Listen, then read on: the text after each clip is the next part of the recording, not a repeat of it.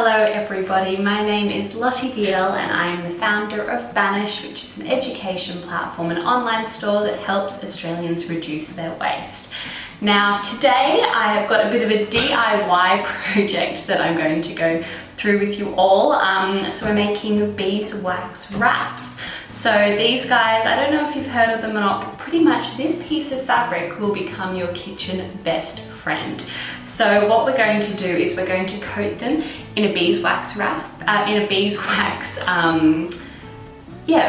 coating, and then these pieces of fabric will become kind of like your alternative to using cling wrap or cling film or glad wrap, whatever you like to call it.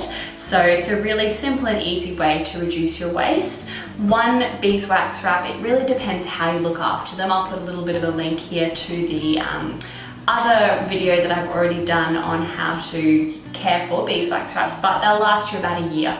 And once they're finished, you just pop them in the compost. So it's brilliant. We do sell all of these ready-made kits at Banish, so you can just buy everything you need, or you can also buy the beeswax individually and then grab some fabric. You just need to make sure that you find a lightweight cotton or hemp fabric to use when you're making your wraps. So we're going to learn two different ways of how to make them. The first way is how to bake them. So we're actually going to cook them in the oven, which is a really easy and simple way. And then the second way is we're going to use the iron to make beeswax wraps. So first things first, let's get started. This is also a great activity that you could do with the kids. So school holiday time, weekend, afternoon, it really doesn't take that long at all. So I've just got the beeswax here. You can actually also get a plant-based resin if you don't want to use beeswax, and we're just going to simply grate it. This isn't my favorite grater, but the thing with making beeswax wraps is you kind of have to have specific materials and materials to use when you're making them, because you don't really want to contaminate it, and they're a bit difficult to clean, because once you've used this, getting wax off anything is virtually impossible. So I've got my kind of set grater that I use when I'm making beeswax wraps. So I've just done a bit of grating here, and you can see we have all of the beeswax there ready to go. So that's probably about enough for one. So the first way we're going to do is baking. So I've got my baking tray here, and I've just lined it with some of the with some baking paper, and I'm going to put my wrap down nice and flat. You could iron this if you're a little bit cleaner than me, but I'm not that clean. And we're just going to take this beeswax off, and we're going to sprinkle it on just kind of like you would cheese on a pizza, but we need to leave about 2 centimeters either side. So it's so hot today. So I'm just sprinkling this on like so, and we're going to leave a 2 centimeter border. So I think the best thing to remember with this is less is more. So if we put a little bit on there and then we need more, then we can easily just come back and redo it. So now let's go to the oven.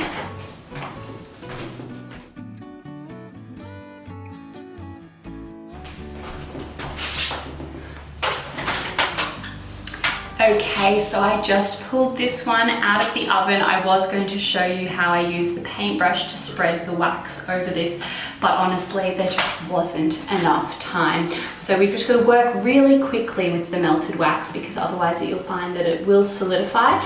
But if it does, then don't worry, just pop it back in the oven and try again. So I've got my beautiful beeswax sheet here.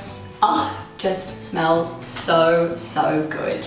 But yeah, that's how you make the beeswax wraps using the oven. And now let's find out how to use the iron to make beeswax wraps. Okay, so now it is time to make our beeswax wraps with an iron. So I have just gone ahead and, there's a bit of hair there. I've just gone ahead and grated the beeswax like we did before. And now I've got a wooden board here just because this is a glass table and don't want to be ironing on that, but you could just use your ironing board as well. Just put down something old. So I've got an old tea towel or an old towel to do the trick. And now what I am doing is I've placed a sheet of baking paper on the bottom, and I'm just going to put a sheet of baking paper on the top. And then we're just going to iron this over. So I've done the same again where I haven't put any beeswax close to the 2 centimeter mark. We're just going to spread it nice and evenly over the top.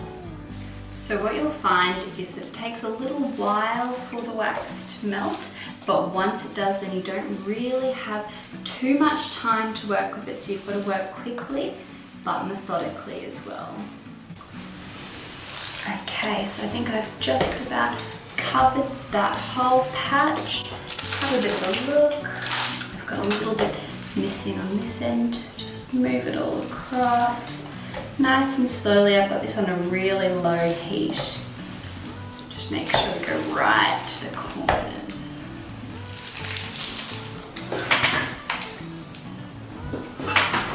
Okay, so the moment of truth. Pull that all the way back. You can see it's already solidifying for these corners. So you need to pull this up nice and quickly.